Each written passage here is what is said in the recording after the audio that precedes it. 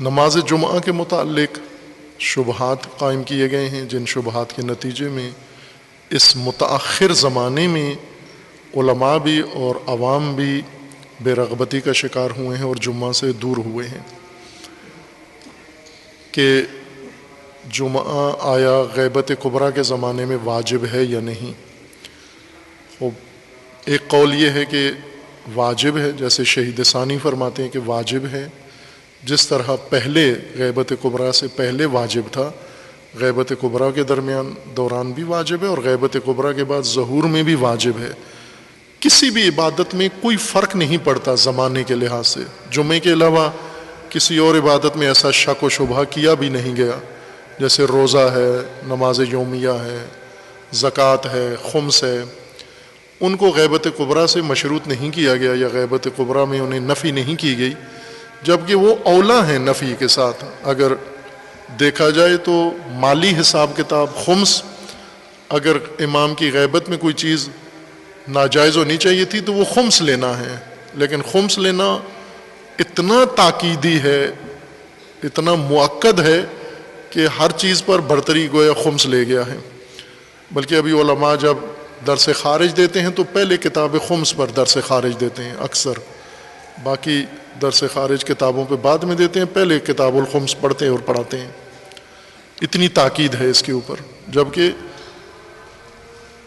خمس کا نام ہی مال امام ہے، قرآن بھی اس کو امام کا مال کہتا ہے، رسول کا اور امام کا مال ہے۔ امام کا مال امام کی غیبت میں جائز ہے، جمعہ جائز نہیں۔ یہ شبہہ ڈالا گیا ہے، اور کب ڈالا گیا ہے؟ یہ شبہہ تیسری صدی میں، یعنی رسول اللہ صلی اللہ علیہ وآلہ وسلم کے بعد اور ائمہ اطہار کے زمانے کے بعد تیسری صدی میں اہل سنت نے یہ موضوع چھیڑا ہے۔ اس سے پہلے نہ اہل سنت میں تھا نہ شیعہ میں۔ 300 سال تک جمعہ واجب تھا، مطلقہ واجب ہے، عینی و تعینی۔ لیکن 300 سال بعد جب فقہات کے اندر تنوع آیا، مختلف فقہا اور مکاتیب پیدا ہوئے، ایک ہی زمانے میں 20 فقی پیدا ہوئے اور ان میں آپس میں اجتہادی اور فقہی اختلاف تھا، ان میں سے بعض نے یہ موضوع چھیڑا ہے کہ نماز جمعہ تو سلطان کی اجازت سے برپا ہوتا ہے۔ وہ جو سلاطین کے قریب تھے، جن کو سلاطین کی قربت حاصل تھی، بنو امیہ اور بنو عباس کی، انہوں نے یہ فتویٰ دیا کہ نماز جمعہ تو سلاطین کی اجازت سے ہو سکتا ہے، جو لوگ سلاطین کی اجازت کے بغیر برپا کریں ان کا جمعہ باطل ہے۔ یہ اہل سنت کے بعض مکاتیب میں یہ رائے تیسری صدی ہجری میں ظاہر کی گئی، اور اس کے بعد چوتھی صدی ہجری کے آخر میں یا 5ویں میں شیعہ میں یہ بات چھڑی، چونکہ اہل سنت میں تو سلطان کے اذن سے مسلم چیز ہو گئی، یعنی اس مکتب کے پیروکار، نہ تمام اہل سنت۔ ابھی شہید ثانی نے ذکر کیا ہے کہ حنبلی فقہ اور مالکی اور شافعی یہ سلطان کی اجازت سے مشروط نہیں سمجھتے، فقط حنفی سمجھتے ہیں۔ حنفیوں میں بھی سارے حنفی نہیں، ایک طائفہ فقہائے حنفیت کا وہ نماز جمعہ کو مشروط سمجھتا ہے اذن سلطان سے، باقی تمام فقہا نہیں سمجھتے، وہ بغیر اذن سلطان کے وہ کہتے ہیں مطلقہ واجب ہے۔ چونکہ نہ قرآن میں اذن سلطان آیا ہے، نہ رسول اللہ نے بیان کیا، نہ روایت میں ہے، نہ اصحاب نے، نہ اہل بیت نے، کسی نے اذن سلطان کا نام ہی نہیں لیا، تو ہم کیسے مشروط کر دیں؟ ان فقہا نے جنہوں نے اذن سلطان شرط قرار دیا، انہوں نے بھی کوئی دلیل، روایت یا آیت سے استدلال نہیں کیا، بلکہ انہوں نے خود کہہ دیا کہ یہ آیت اور حدیث کی وجہ سے نہیں ہے، بلکہ یہ ایک استحسان کیا انہوں نے، جو ان کے مذہب کا ایک منبع ہے، اجتہاد کا ایک طریقہ ہے استحسان۔ کسی اور وقت اس کی وضاحت کروں گا۔ باقی فقہائے اہل سنت نے نہیں رکھا۔ چوتھی صدی کے اواخر میں اور 5ویں صدی میں شیعہ فقی سے یہ سوال کیا گیا، جب لوگوں نے اپنے علاقوں میں میاں فارقیات کے لوگوں نے، شیعوں نے جب یہ دیکھا کہ یہ تو اذن سلطان کی بات کرتے ہیں، تو ہم بھی پوچھ لیں اپنے مولانا سے کہ اذن سلطان ہمارے ہاں شیعوں میں بھی ہے یا نہیں ہے۔ تو انہوں نے مسئلہ لکھ بھیجا سید مرتضیٰ علم الہدا رضوان اللہ تعالیٰ علیہ کو، جو اس زمانے کے مرجع تقلید تھے، کہ آپ بتائیے کہ اذن سلطان ہمارے ہاں بھی ہے یا نہیں ہے. انہوں نے ایک جواب دیا جس سے ظاہر یہ لگتا تھا کہ اذن سلطان شرط ہے. شہید نے وہ مسئلہ ذکر کر کے اس کی وضاحت بھی کی ہے کہ سید مرتضیٰ نے بھی آیت اور روایت سے استدلال نہیں کیا، بلکہ یہ کہہ دیا کہ نماز جمعہ کامل نماز جمعہ، زیادہ اجر والا نماز جمعہ، زیادہ جو ثواب والا نماز جمعہ ہے وہ ہے جس میں اذن سلطان ہو. اب ذرا شیعوں کے یہاں سلطان وہ نہیں ہے جو اہل سنت جس کو سلطان کہتے ہیں. اہل سنت کے یہاں سلطان جو بھی حکومت میں وہ سلطان ہے. اچھا ہے برا ہے، ان کے فتاویٰ ہیں کہ وہ اس کی اذن جو شرط سمجھتے ہیں، برا بھی ہے ظالم بھی ہے تو اس کا اذن ضروری ہے. شیعہ تو سلطان کی اذن کی نہیں بات کرتے، لہٰذا سید مرتضیٰ نے دونوں اصطلاحیں استعمال کر دی ہیں، سلطان بھی اور امام بھی. چونکہ شیعوں کے نزدیک سلطان تو نہیں قابل قبول لیکن امام ہیں، تو انہوں نے سلطان والی بات امام کی طرف موڑ دی کہ امام کی اذن شرط ہے، سلطان کا اذن اتنا ضروری نہیں ہے. ایک کتاب میں سلطان اور امام دونوں لکھا، ایک کتاب میں فقط ایک جگہ پر امام کا ذکر کیا. خب یہ شہید نے بیان کر دیا کہ سید مرتضیٰ کے فتویٰ سے، چونکہ سید مرتضیٰ کا فتویٰ ہے، آیت اور روایت نہیں ہے، اور وہ بھی اذن امام کے وجوب کا نہیں ہے، بلکہ اس وقت اس کی یہ تفسیر کی ہے کہ اگر اذن امام ہو تو جمعہ کا اجر زیادہ ہو جاتا ہے، کمال ہو جاتا ہے، اس کے اندر کمال آ جاتا ہے. لیکن دو فقی ایسے ہیں شیعہ کے پرانے قدماء میں سے جنہوں نے دو ٹوک کہا ہے، وہاں کوئی انہوں نے گنجائش ہی نہیں چھوڑی توجیہ کرنے کی. اور انہوں نے یہ نہیں کہا کہ غیبت کبریٰ کے زمانے میں اذن امام شرط ہے، بلکہ انہوں نے یہ کہا ہے کہ غیبت کبریٰ کے زمانے میں نماز جمعہ پڑھنا جائز ہی نہیں ہے، حرام ہے اور معصیت ہے. جو پڑھے گا اس کو ثواب کے بجائے کباب ہوگا، الٹا اس کا عذاب ہوگا اس کو. یہ کون ہیں؟ یہ دو بزرگوار، ایک کا نام ہے سلار دیلمی رحمۃ اللہ علیہ، اور دوسرے ہیں ابن ادریس حلی رضوان اللہ علیہ. یہ دو بہت معروف معرکۃ الاراء فقہائے امامیہ میں سے، قدماء میں سے. سالار دیلمی یہ سید مرتضیٰ کے شاگردوں میں سے ہیں اور بہت ہی ٹھوس فقی، بڑے عالم فاضل ادیب اپنے زمانے کے، اور یہ بڑے بڑے ادیب نحوی صرفی ان کے شاگردوں میں سے ہیں، جن کی کتابیں ہیں آج لوگ پڑھتے ہیں، نحو کی کتابیں جن کو امام النحو کہا جاتا ہے، وہ سلار دیلمی کے شاگردوں میں سے ہیں، ان کے پاس پڑھے ہوئے ہیں. اور یہ معروف تھے، ان کا اصل شہرت فقاہت نہیں تھی، ان کی شہرت نحو میں تھی کہ نحو کے امام ہیں یہ، اور ایسا ہی تھا، بہت پختہ نحوی اور ادیب تھے. یہ سید مرتضیٰ کے شاگردوں میں سے تھے اور علم و فضل میں ان کا بہت کمال تھا، دسترس تھی. جناب سید مرتضیٰ ان کو مختلف علاقوں میں اپنا نمائندہ بنا کر بھیجتے تھے، بلکہ میں یوں کہوں کہ اس زمانے میں ولایت فقی قائم کرنا بغیر حکومت کے، ولایت فقی سلار دیلمی نے قائم کی، سید مرتضیٰ کے شاگرد نے. یہ باقاعدہ تمام امور جو ایک فقی کے تھے اختیار میں، یہ جا کر شیعہ بستیوں میں کوئی بھی کیس لے کر عدالت میں نہیں جاتا تھا، بنو عباس کی عدالت میں، سب سلار دیلمی کی عدالت میں آتے تھے. ہر جھگڑا، ہر مسئلہ، ہر نکاح، ہر طلاق، لین دین، معاملات، سب انہوں نے تعلیم دی تھی، تعلیم یافتہ شیعہ تھے. ذرا جب فقہا قوم کے رہنما بنے تو پھر اسی طرح کی قوم بنتی ہے کہ وہ ہر مسئلے میں فقی کی طرف رجوع کرتے ہیں. ایک ہماری قوم ہے جو ہر مسئلے میں فقی پر لعن طعن کرتے ہیں اور جہلا کی طرف رجوع کرتے ہیں.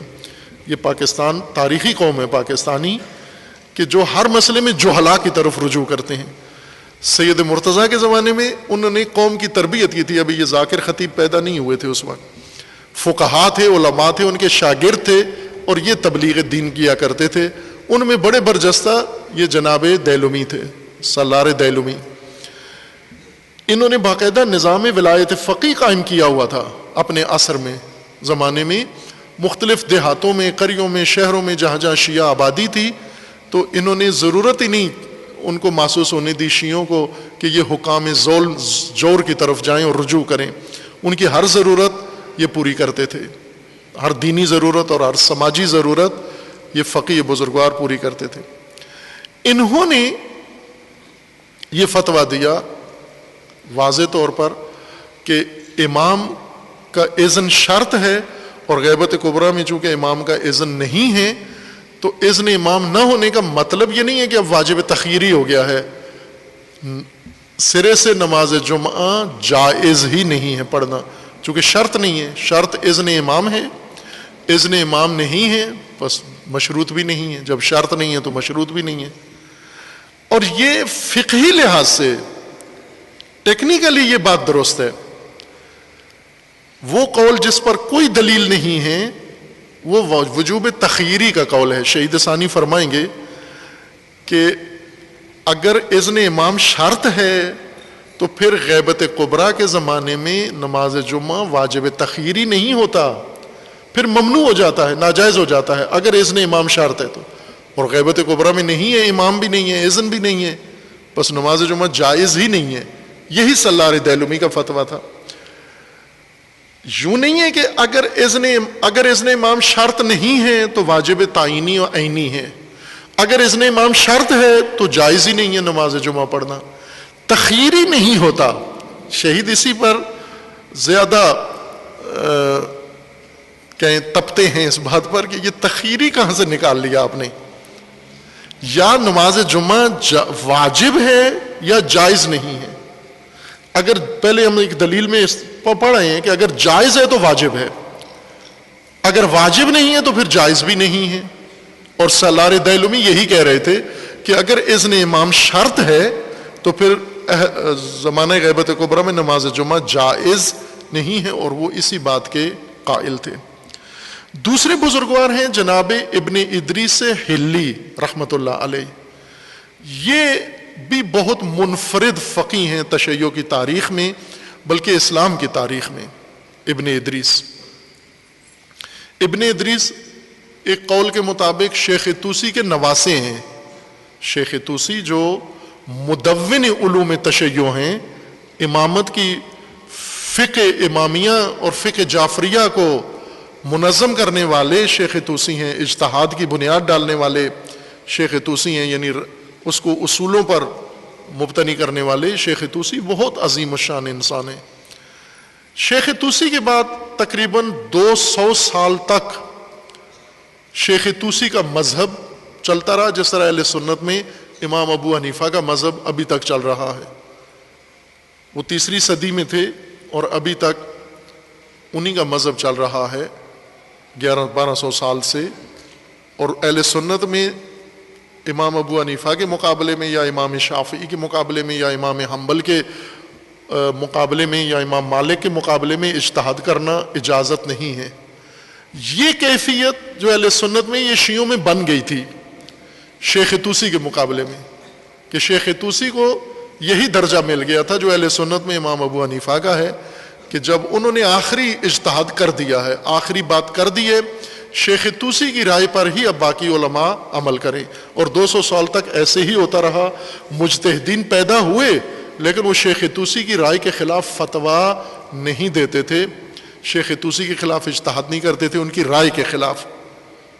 پہلی شخصیت ابن ادریس آئے، انہوں نے آ کر یہ ریت اور یہ روایت توڑی کہ یہ کیا مبنی آپ نے نکال دیا ہے.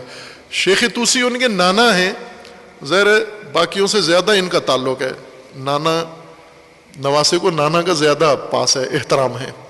لیکن نواسے نے آ کر نانا کا احترام رکھتے ہوئے یہ کہا کہ یہ کہ آپ شیخ طوسی کے مذہب پر ڈٹ جائیں اور اجتہاد نہ کریں اور ہر زمانے کا فقی نئے سرے سے دین کو نہ سمجھے، یہ غلط کام ہے. اور اس پر جناب ابن ادریس کو بہت کچھ برداشت کرنا پڑا. تہمتیں، تان، تشنیع، برا بھلا، فوش، بدکاری، ہر کام نسبت دی انہوں نے سید جناب ابن ادریس کی طرف، ابن ادریس سے حلی کی طرف انہوں نے. جبکہ اتنے مضبوط اور مستحکم فقیہ ہیں، اور ان کے جو کمال تھا وہ یہ تھا کہ انہوں نے تمام اجتہاد نئے سرے سے، شیخ طوسی کی رائے اپنی جگہ محترم، لیکن انہوں نے کہا میں نئے سرے سے جائزہ لوں گا ہر فتویٰ کا، اور ایسا ہی ہوا. پھر انہوں نے نئے سرے سے جائزہ لے کر بہت سارے موارد میں شیخ طوسی کے رائے کے خلاف فتویٰ دیا. خب لوگ ایک جو مقلد قسم کے ذہن کے لوگ ہوتے ہیں، انہوں نے بڑی فضا بنائی ابن ادریس کے لیے. ابن ادریس جوانی میں وفات پا گئے تھے، اور ان کی موت کا سبب بھی یہی قرار دیتے ہیں کہ چونکہ یہ بزرگوں کے احترام نہیں کرتے تھے، بزرگوں کی رائے کا احترام نہیں کرتے تھے، اپنا اجتہاد کرتے تھے، اس لیے جلدی موت ہو جاتی ہے. اور یہ ایک قسم کا ہوا بن گیا تشیع میں کہ جو بھی بزرگوں کے فتویٰ کے خلاف فتویٰ دے گا جوانی میں مر جائے گا. یہ حوزات علمیہ میں مسلم ہے، ابھی بھی ہے، ابھی بھی ڈرتے ہیں بزرگان کے فتویٰ کے سے ہٹ کر فتویٰ دینا. شیعہ فقہا بہت ڈرتے ہیں اس سے کہ جوانی میں مر جائیں گے. 90 سال میں بھی ڈرتے ہیں، 90 سال میں بھی کہتے ہیں جوانی میں مر جائیں گے. بھائی اب تو جوانی گزر گئی، یہ 90 سال میں ہو گئے ہیں، اب تو فوت ہونا ہی ہونا ہے. تو آپ کوئی نیا اجتہاد کر کے دکھاؤ، کوئی نئی رائے دے کے دکھاؤ، دلیل کے مطابق، قرآن کے مطابق، سنت کے مطابق. باہر کے بہت ہی انقلابی نوعیت کے فقیہ ہیں جناب ابن ادریس، اور بہت ہی بے باک اور دو ٹوک بات کرنے والے، جنہوں نے ایک طرح سے کہیں کہ بہت بڑا احسان کیا ہے علم پر، فقہ پر، تشیع پر، کہ انہیں مقلد محض ہونے سے بچا لیا ہے. اجتہاد کو نئے سرے سے دروازہ کھولا، زندہ کیا، اور قربانی دی، اپنی شخصیت کی، اپنی عزت کی، اپنی حیثیت کی قربانی دی. سید جناب ابن ادریس کے خلاف تاریخ میں پڑھیں کیا کیا ناروا تہمتیں اور کیا حالت ہوتی رہی. آج کا سوشل میڈیا اس کے مقابلے میں کچھ بھی نہیں ہے. جو اس زمانے میں ابن ادریس لی اس آیت اللہ العظمیٰ کے خلاف جتنا پروپیگنڈا کیا گیا، آج کا سوشل میڈیا یہ کچھ بھی نہیں ہے اس کے مقابلے میں. جو انہوں نے حشر کیا اس زمانے میں، یعنی یہ 7ویں 6 ہجری کے ہیں ابن ادریس. 6 ہجری میں، صدی ہجری میں آ کر انہوں نے بھی سلار دیلمی کے فتویٰ کو تکرار کیا اور کہا کہ غیبت کبریٰ کے زمانے میں نماز جمعہ جائز نہیں ہے.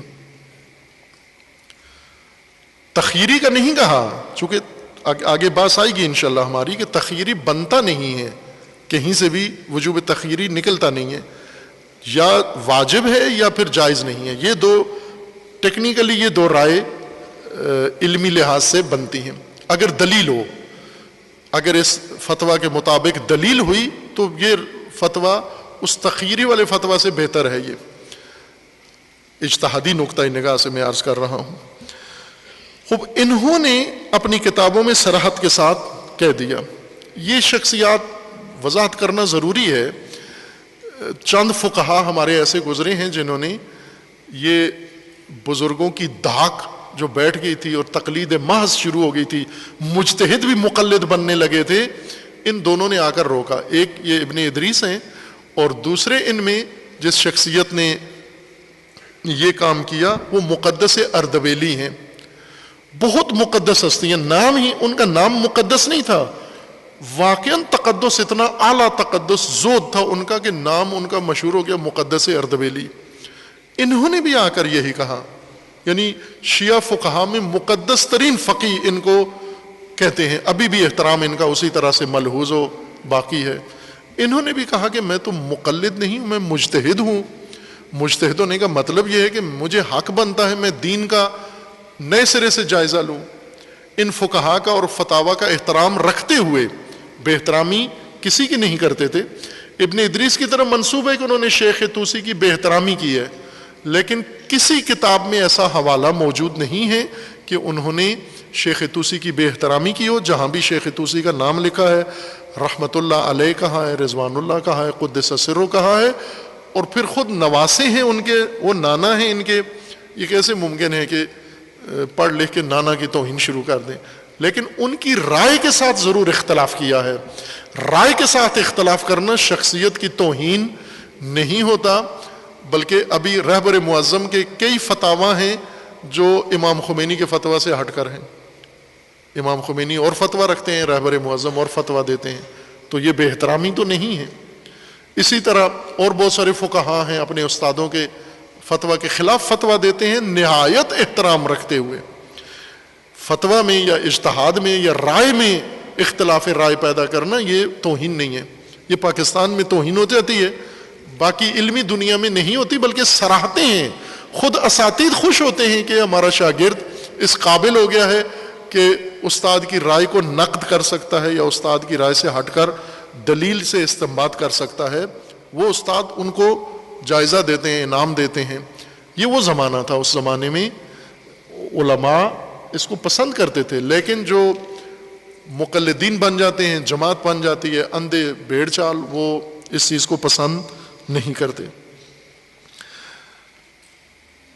شہید فرماتے ہیں کہ نعم صرح بہی تلمیذہ سلار، سید مرتضیٰ کے فتویٰ سے شرط ثابت نہیں ہوتی اذن امام کی، لیکن ان کے شاگرد سلار دیلمی نے انہوں نے صراحت سے کہا ہے کہ اذن امام شرط ہے۔ وَبَعْدَهُ ابن ادریس، اور ان کے بعد ابن ادریس ہلی ہیں، انہوں نے بھی صراحت سے یہ کہا ہے۔ فَهَذَانِ الرَّجُلَانِ عُمْدَةُ الْقَوْلِ بِسُقُوطِهَا حَالَ الْغَیبَةِ، یہ دو تنہا شخصیات ہیں پوری تاریخ تشیع میں جو مصر ہیں کہ نماز جمعہ مشروط ہے اذن امام کے ساتھ۔ ان سے پہلے والے بھی نہیں کہتے، ان کے بعد والے بھی نہیں کہتے۔ دو بندے ہیں جو ڈٹے ہوئے ہیں کہ اذن امام شرط ہے،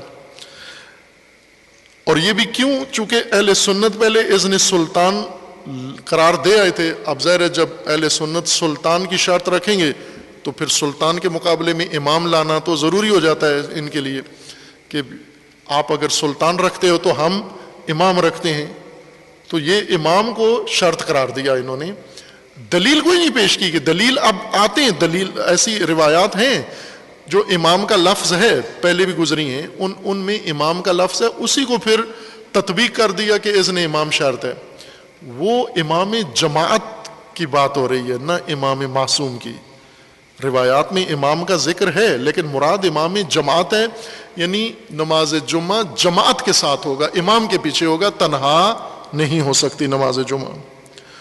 وَرُبَّمَا مَالَ العلامہ، شہید فرماتے ہیں کہ علامہ ہلی یہ بھی بعض اپنی کتابوں میں مائل ہوئے ہیں فی بعض کتبہ الی ھذا القول، یعنی اپنی بعض کتابوں میں اس قول کو ذکر کیا ہے کہ غیبت کبریٰ کے زمانے میں اذن امام شرط ہے، لیکنہ صرح بخلافہ فی غیرہ خصوصاً المختلف۔ مختلف ایک کتاب ہے علامہ ہلی کی، شیخ طوسی کی کتاب ہے خلاف، شیعہ سنی دونوں کا موازنہ ہے اس کے اندر، یا جہاں پر شیعہ اور سنی میں اختلاف ہے وہ کتاب شیخ طوسی نے لکھی ہے، علامہ ہلی نے بھی لکھی ہے۔